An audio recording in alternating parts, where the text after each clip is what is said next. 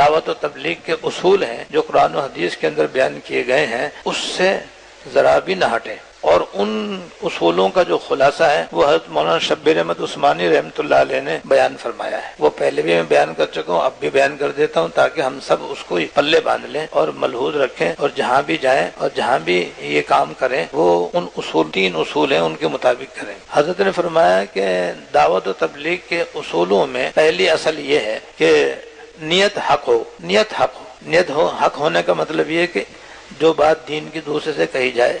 چاہے اچھی بات کا حکم دیا جائے یا بری بات سے منع کیا جائے، اخلاص سے کیا جائے، اس میں اخلاص ہو، دوسرے کا ادب، دوسرے کا احترام ملحوظ رکھتے ہوئے ہو، اپنی بات بڑے پیار اور محبت اور نرمی سے کہی جائے۔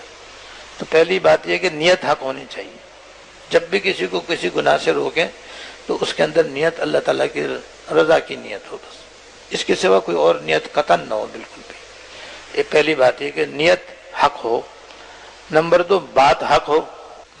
حق ہو، یعنی آپ جو دین کی بات کرو بالکل عین شریعت کی بات ہو، اپنی طرف سے کوئی بات شریعت کی طرف منسوب کر کے نہ کہیں، جو بات بھی کہیں وہ قرآن شریف سے ثابت ہو، حدیث شریف سے ثابت ہو، فقہ سے ثابت ہو،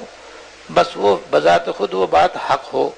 جب حق ہوگی تو ضرور اثر کرے گی، اثر حق میں ہے، نہ حق میں کوئی اثر نہیں ہے، لہذا جو بات بھی کہی جائے وہ حق ہو، یعنی شریعت کے عین مطابق ہو۔ تیسری بات یہ ہے کہ طریقہ برحق ہو، طریقہ حق ہو، یعنی بات کہنے کا ڈھنگ ہو،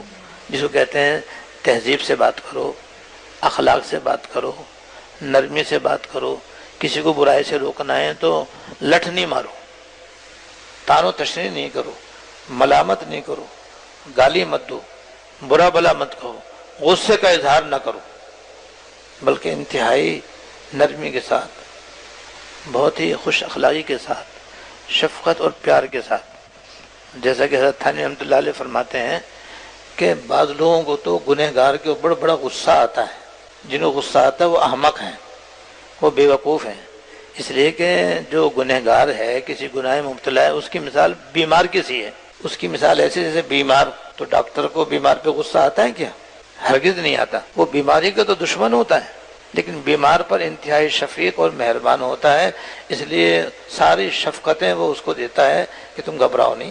پریشان نہ ہو، تم میری دوا کرو اور یہ ٹیسٹ کرا کے لاؤ، میں تمہیں نسخہ لکھ کر کے دوں گا، انشاءاللہ تعالیٰ تم ٹھیک ہو جاؤ گے۔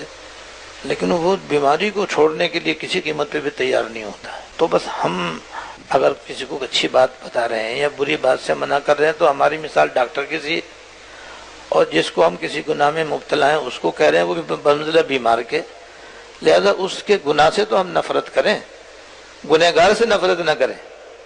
ایک تو نیت حق ہو ہمیشہ اللہ تعالیٰ کو راضی کرنے کی، نمبر 2 بات حق ہو، نمبر 3 طریقہ حق ہو۔ جب تین باتیں کہیں بھی جمع ہوں گی ضرور اثر ہوگا۔ جہاں اثر نہیں ہوتا، جہاں کام سے فائدہ نہیں ہوتا، تین میں سے کوئی نہ ایک چیز وہاں پر کم ہوگی، جس کی وجہ سے وہاں پر بجائے فائدے کے الٹا نقصان ہوگا۔